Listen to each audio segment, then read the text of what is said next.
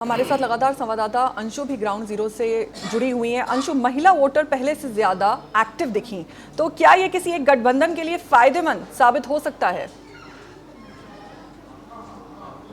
जी, जिस तरीके से अगर फौजिया बात की जाए कि ग्राउंड लेवल की जो सच्चाई है और जो रुझान भी आ रहे हैं और जिस तरीके से जो महिला वोटर की जो चर्चा है वो बड़ी खास भी बनी रहती है। जिस तरीके से जो ये है अगर कहे तो मतदान का जो ये महापर्व जो कहा जा रहा है और जिस तरीके से जो महिलाओं की जो भागीदारी हुई जो बढ़ रही है, बढ़ चढ़ कर वो वोट कर रही हैं, वो काबिले तारीफ है। और अगर बात करें तो इससे पहले भी जो है वो ज़्यादातर एक जो कहा भी जाता है कि वो सबसे ज़्यादा जो है वो कोर वोट बैंक जो वो रही हैं वो कहीं ना कहीं अगर कहे तो एनडीए महागठबंधन की ओर झुकाव रहा है और सीएम नीतीश कुमार को उनका ज़्यादा वोट ज़्यादा भी रहा है। और इस बार भी जो है वो जिस तरीके से बढ़ चढ़ कर हिस्सा ले रही हैं और उनका जो झुकाव है कहीं ना कहीं एक बार जो है ग्राउंड लेवल की सच्चाई और जिस तरीके से जो अगर खबरें भी आ रही हैं कहे सूत्रों के मुताबिक तो यही है कि जितने भी जो महिला वोटर है वो ज़्यादातर जो सेफ महसूस करती हैं और इस बार भी जो कहीं ना कहीं जो उनका झुकाव है वो एनडीए महागठबंधन की ओर बहुत ज़्यादा है। और इस बार जो है वो आत्मनिर्भरता के साथ एकदम कहे तो स्वतंत्र होकर और ज़्यादा कहे तो अगर कहे वो जो उसी हिम्मत और शक्ति के साथ इस बार निकल रही हैं और कहीं भी उन्हें थोड़ा सा भी डर नहीं है। काफ़ी सारा जो है यहाँ का अगर कहे तो माहौल हो या फिर नज़ारा हो वो अलग एक तरीके से देखने को मिल रहा है। एकदम शांतिपूर्ण तरीके से पटना में मतदान हुआ, बूथ की संख्या बढ़ाई गई, कहीं भी कोई भीड़ नहीं है और सुरक्षा के इंतजाम भी कड़े किए गए हैं और एकदम ज़्यादातर जो है पुरुषों से ज़्यादा, ये बहुत बड़ी बात है जो इस बार लगातार और ज़्यादा जो देखने को जो मिल रही है वो कहे अगर तो ज़्यादातर महिलाओं की अगर बात करें तो इसमें जो है अगर कहे जो कामकाजी महिलाएं हैं जो नौकरी करती हैं वो भी, लड़कियां भी और सबसे ज़्यादा जो गृहिणियां हैं जो कि वो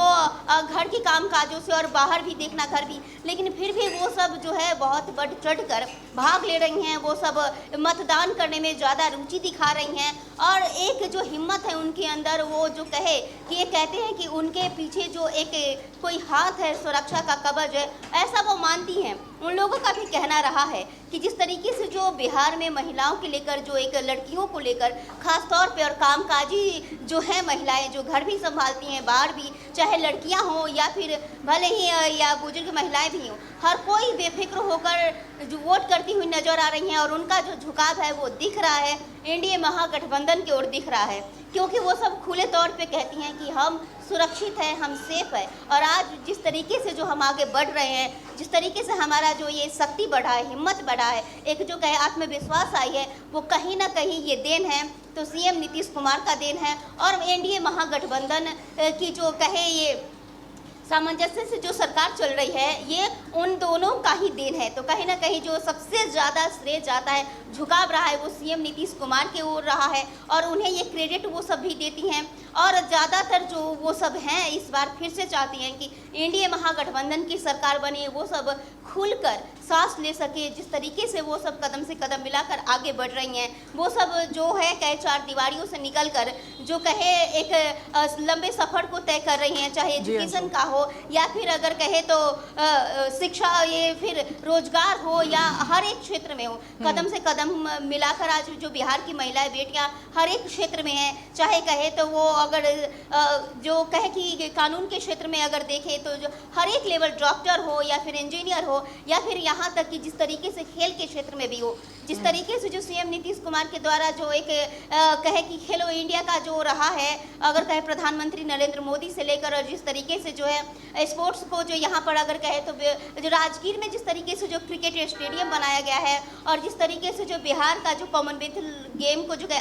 अदर स्टेट के भी जो सारे यहाँ पर जो लड़कियाँ हैं या फिर जो महिलाएं हैं, हर कोई हर एक क्षेत्र में जो आगे बढ़ रही हैं, तो इसको लेकर भी काफ़ी ज़्यादा जो है उन लोगों का एक झुकाव दिख रहा है। उन लोगों का एक जो है अंदर से एक ये भाव भी है कि वो सब जो मतदान कर रही हैं और फिर से कहीं ना कहीं वो सब जो वर्तमान सरकार है उसी को फिर से वो सब देखना चाहती हैं, वो सब ज़्यादातर जो है फिर से रिपीट करना चाहती हैं। क्योंकि और ज़्यादा ये भी लग रहा है कि कहीं ना कहीं जिस तरीके से जो अभी अगर कहे जो उप मुख्यमंत्री विजय सिन्हा पर जो हमला भी हुआ है उनके अगर कहे काफिले पे भी, तो जो कहा भी गया उनके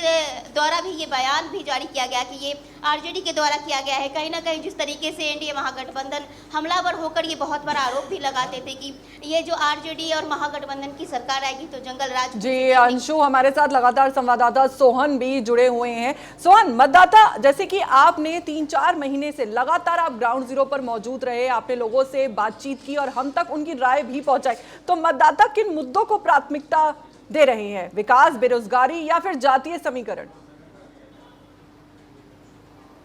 अब देखिए फौजिया, जब कैमरे के सामने बोलने की बारी आती है तो विकास का मुद्दा तूल पकड़ता हुआ नजर आता है, रोजगार का मुद्दा तूल पकड़ता हुआ नजर आता है, पलायन का मुद्दा तूल पकड़ता हुआ नजर आता है। खैर, इन मुद्दों को लेकर के भी मैं बात करूंगा, लेकिन उससे पहले अभी मेरी सहयोगी अपराजिता भी जिस तरह से बता रही थी कि जिस तरह से पिछले बार के चुनाव में हमें देखने को मिलता था कि पोलिंग बूथों पर लंबी लंबी लाइनें देखने को मिलती थी, इस बार उस तरह के हालात क्यों नहीं है? वो जो फटाफट जाना, आराम से अपना वोट कास्ट करना और वापस आ जाना, इस तरह की स्थिति क्यों है? इसको लेकर के भी पहले समझना बेहद ज़रूरी हो जाता है। दरअसल क्या था कि पिछले बार तक इस बार जो पोलिंग बूथ हैं वो बहुत ज़्यादा बनाए गए हैं ताकि जो मतदाता हैं उन्हें सहूलियत मतदान करने में हो सके। एक पोलिंग बूथ पर 1200 से ज़्यादा जो मतदाता हैं वो उनके केवल 1200 मतदाताओं के लिए एक पोलिंग बूथ बनाया गया। तो आप लगा सकते हैं अंदाज़ा कि जब लाखों की संख्या में पोलिंग बूथ बनाए जाएंगे तो ये ऑटोमेटिकली हो जाता है कि जो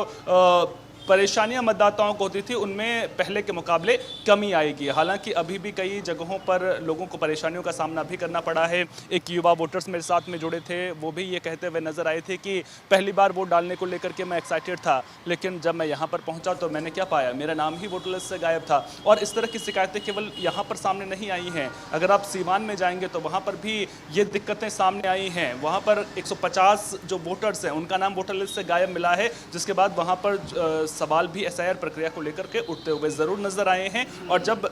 वोटर लिस्ट से नाम गायब होने के मामले अब सामने आ रहे हैं तो वो कहीं ना कहीं शंका का बीज जो है वो लोगों के मन में पैदा करता हुआ जरूर नजर आ रहा है। अब ये तकनीकी खामी की वजह से है, क्योंकि आपको याद होगा जब सुप्रीम कोर्ट में मामले को लेकर के सुनवाई हो रही थी उस वक्त भी सुप्रीम कोर्ट ने कहा था कि कुछ